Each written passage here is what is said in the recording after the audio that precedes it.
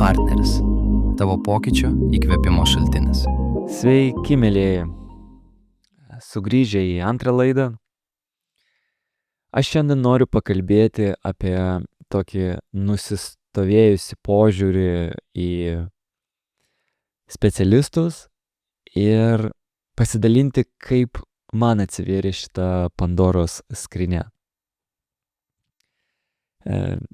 Yra toks stereotipas mūsų gyvenime, kad bent jau mes prisimenam tai iš filmų, kad žmogus, kuriam reikia kažkokios pagalbos, kažkokių paslaugų iš specialisto, tam, kad jis išsiaiškintų savo asmeninius iššūkius, kliūtis ar problemas savo gyvenime, toks žmogus jis nėra pilnavertis. Ir labai smagu matyti, kad šiais laikais šita nuomonė, jinai po truputį jau miršta, tačiau vis tiek bendroje nuotaikoje, visuomenėje trūksta supratimo, kokie yra tie specialistai ir kokio man galbūt reikėtų gyvenime. Ir aš asmeniškai turėjau labai panašią nuomonę, nes niekada nesidomėjau, kas tai yra žmonės. Aš girdėjau, kad yra psichologai, yra psichiatrai. Psichiatrai yra labai blogai, nes tu jau atsidursi kažkur ligoninėje, įstaigoje, jau reiškia, su tavim yra kažkas labai negerai, o tu pats su savim nemoki tvarkytis, tai va čia jau yra tokia bėda. Tačiau ilgainiui mano rate atsirado psichologų, atsirado kitokių terapeutų ir aš buvau priverstas suprasti, kad gyvenime yra šiek tiek kitaip. Ir jau taip pilnai mano požiūris pasikeitė, kai aš susidūriau su coachingu. Ir štai yra labai įdomus momentas. Kai man teko coachintis pačiam, tuo metu, kai aš mokinausi tai daryti kitiems, man teko pačiam to mokintis. Ir aš galėjau savo kailiu pirmą kartą gyvenime išbandyti tokį intensyvų coachingą. Ir mano nuostabai aš supratau ir patyriau, kiek greičiau ir efektyviau aš pradedu veikti gyvenime. Ir kai tu pradedi pats suprasti, kokia yra nauda, tuo metu tu pradedi jausti, kad tai yra kažką, ką tu nori atiduoti kitiems. Ir aš norėčiau šiandien pakalbėti apie tokius kelis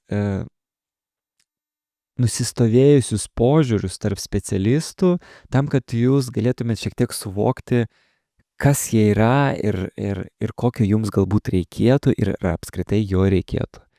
Tai iš esmės labiausiai mūsų kasdieniam gyvenime mes girdime, jau dabar pradedam girdėti tokį žodį kaip coacheris, bet taip pat girdime mentorius ir galbūt dažniausiai mes girdime žodį konsultantas.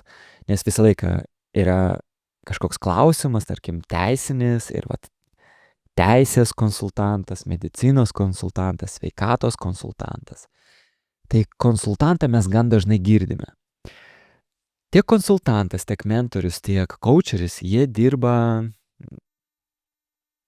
šiek tiek, jie dirba su mumis, tačiau jie dirba šiek tiek skirtingose laikotarpiuose mūsų gyvenimuose. Konsultantas jisai dirba su procesu, kuris jau yra įvykęs praeityje. Tai yra tam tikras klausimas, kurį mes norime išspręsti ir jis duoda tokį ekspertinį įvertinimą. Duoda savo nuomonę tam konkrečiam dalykui išsiaiškinti ir kaip jį išspręsti.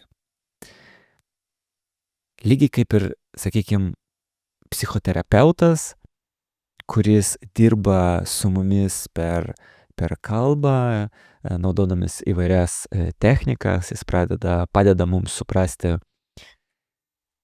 kokią mes turime, sakykime, mūsų tos bėdos, kokia yra priežastis, kokios yra šaknis, ir padeda mums su to dirbti ir tokiu būdu labiau save pažinti. Tačiau coacheris ir šiuo atveju mentorius, jis dirba su mūsų ateitimi. Tai yra ateities vizijos. Coacheris niekada neduoda savo minčių ir savo vizijos. Coacho esmė yra leisti kiekvienam iš mūsų, kuris esame kliento padėti, suprasti, kokie yra man klausimai svarbus ir į tos klausimus atsakymus rasti patiem.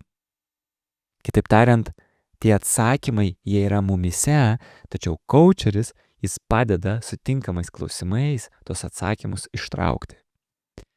Tai yra procesas, kuomet aš įeinu į tokį nuotykį, kur aš lygtais pats su savim kalbu, bet aš geriausiai savo ir galiu paaiškinti dažnu atveju, kaip aš turėčiau elgtis vienokiu ar kitokiu atveju.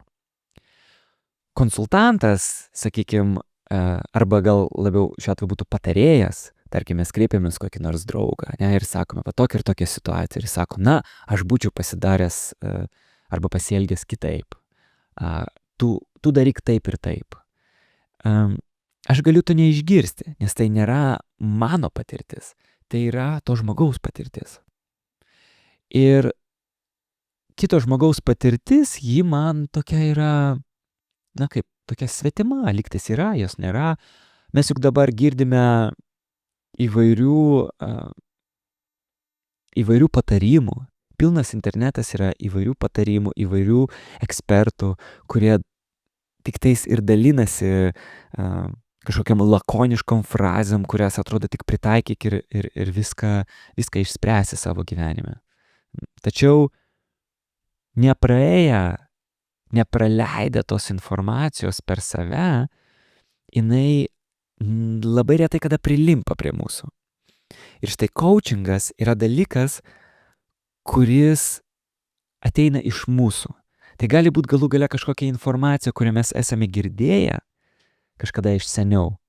Ir jinai yra mūsų pasąmonėje. Tačiau kalbant per klausimus, per klausimų grandinę, aš staiga pats galiu atsakyti ir suprasti, ką aš pasakiau, ir man gali susijungti detalės, susijungti ta puzlė.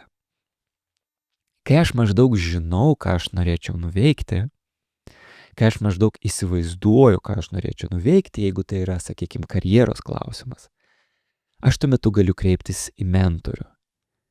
Mentorius yra toks žmogus, kuris turi specifinės patirties.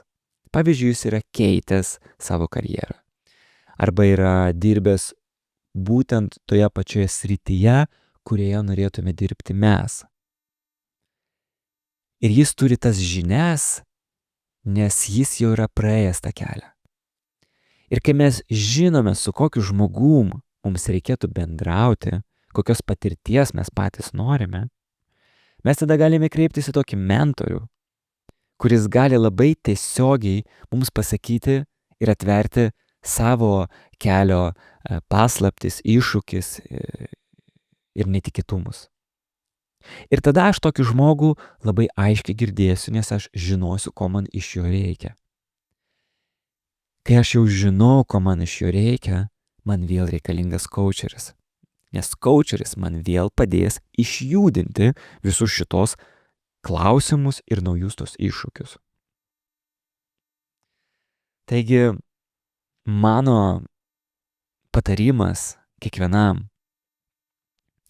jeigu jūs iš tiesų norite pagreitinti savo procesą, pokyčio procesą, jeigu jūs iš tiesų esate pasiryžę išlipti iš tos būsenos, besitęsiančios būsenos, aš patariu pabendrauti su coacheriu, nes jis padės jums pamatyti save visai kitų kampų. Statistiškai tokie žmonės pasiekia savo rezultatų daug greičiau, nes mes dažnai susidurime su blokais vidiniais, kurių mes negalime praeiti ir mes pasąmoningai, kitąkart sąmoningai juos pateisiname. Ir mes užstringame toj klampinėje, savo vidaus klampinėje. Tačiau coacheris padeda susitikti su ta realybė čia ir dabar, staigiai, vietoj ir iškart ieškoti sprendimo. Aš pats toje vietoje pastebiu, kad aš ieškau ne sprendimų, o ieškau, pavyzdžiui, prieglobsčio. Kitaip tariant, dar labiau ištempdamas tą kelią link to rezultato, kokio norėčiau.